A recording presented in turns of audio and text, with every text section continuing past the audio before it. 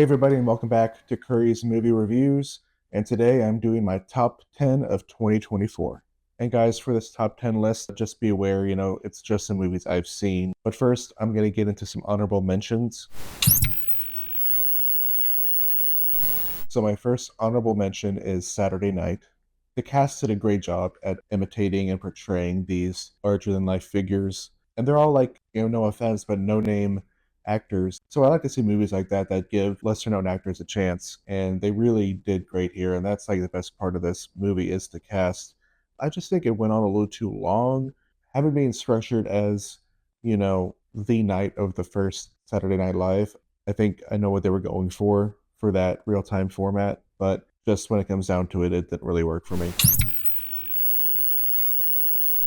And second up for my honorable mentions is Gladiator 2, directed by Ridley Scott, of course.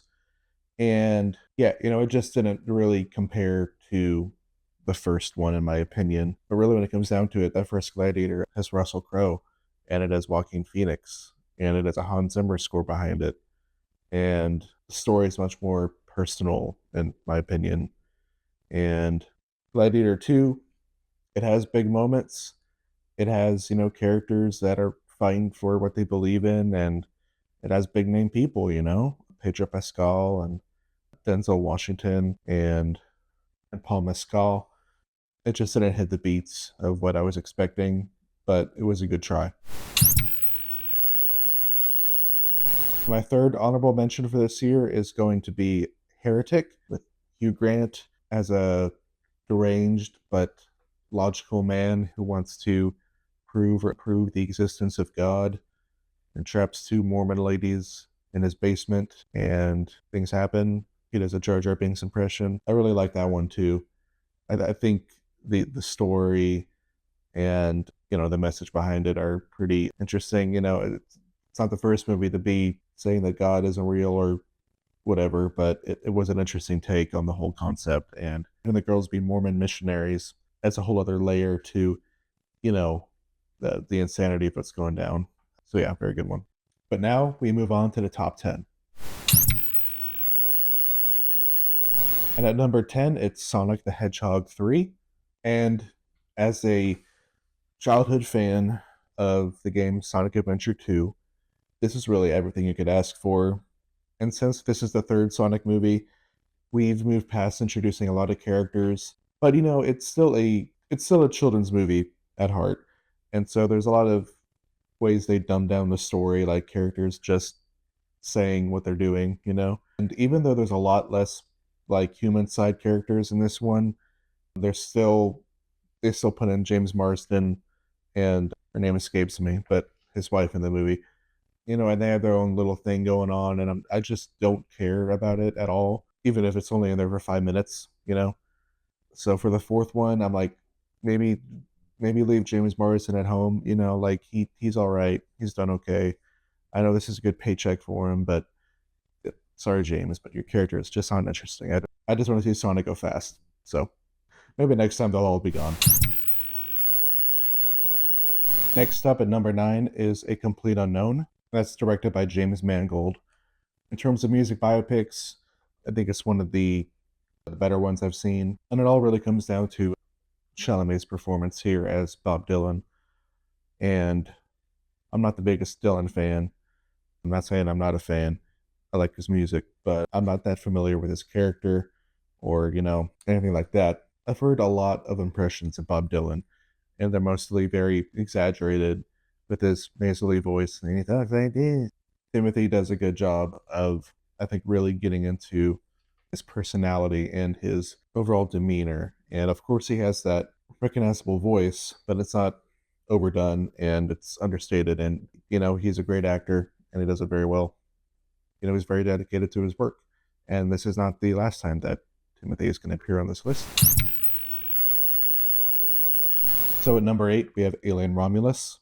One of the several horror movies on this list. As I said in my review, Alien Romulus is a great callback to like Alien and Aliens, and it has that very nice vibe to it with all the practical effects, and the performances are great.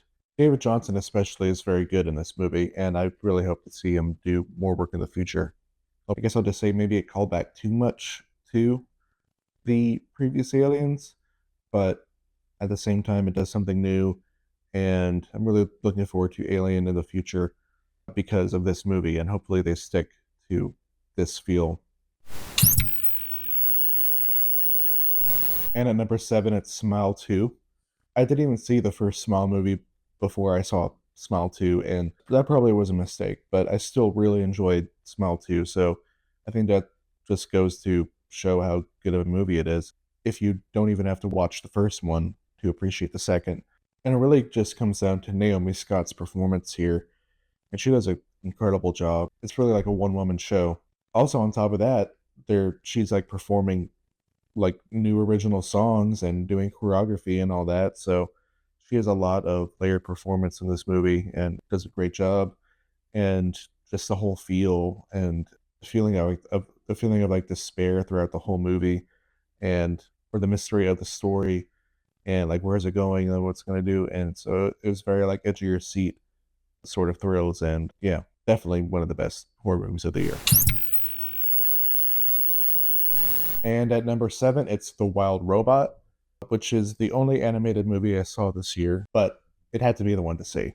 Just really beautiful, breathtaking animation. Seriously, one of the best 3D animated movies I've seen.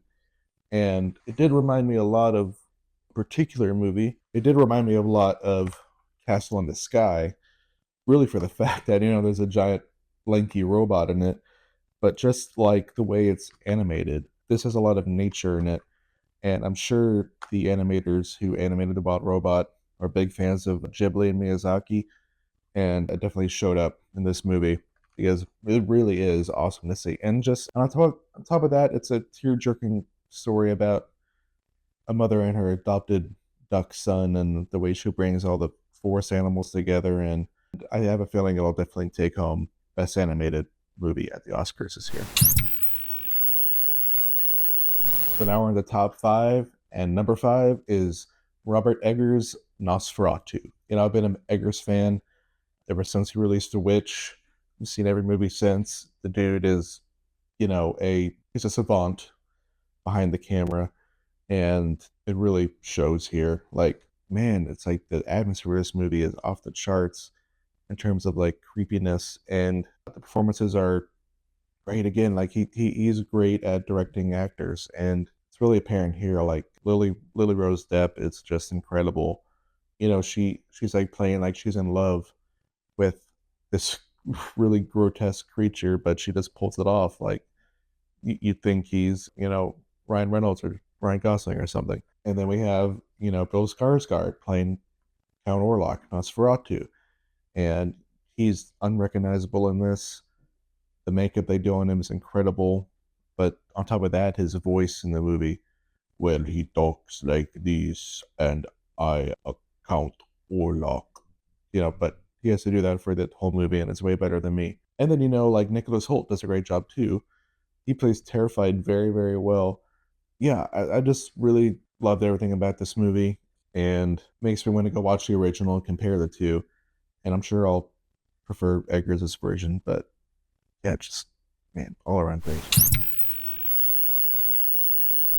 At number 4, it is Wicked, and you know, such a great time at the theater watching this, and just being a fan of the musical, and it was just really awesome to see it come to life on screen. And I know I'll be rewatching this when it comes out on Blu-ray later this year, and what can I say? It's just fun. It's a great adaptation of the stage play, and Cynthia Erivo and Ariana Grande do an amazing job. And it's what else can I say? It's great. It's awesome.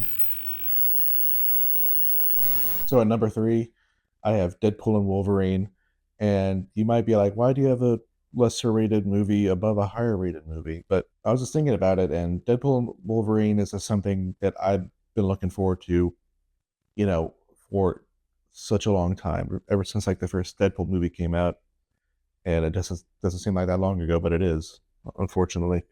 But just to see this team up, and not just this character team up, but the team up of Ryan Reynolds and Hugh Jackman, and It was just everything you could have hoped for, really. Lots of jokes and lots of awesome action, and I have no doubt that Disney will be paying Hugh Jackman until he's 90 to play this character. He said he was done, but I think he's going to be back in for a few more after this and the success it had. Highest, highest grossing R-rated movie, and it's so fun. Here we are at number 2, and it is The Substance. It took me by a big surprise this year when I went to go see it. I didn't think I was going to like it as much as I did. Honestly, I thought about maybe skipping watching it at the first place, but I went in there with an open mind, and the movie really blew me away. The makeup with the body horror stuff, the whole vibe of the movie, the soundtrack, the performances, the cinematography, all the set design, and man, it all just came together to create this really like soul altering experience. And it's a trip to watch. I know it's not for everybody, but yeah, it really blew me away this year. And I can't wait to see what Coraline will be up to next because I will be there in the theater day one to see it. All right, so at number 1, it's Dune Part 2.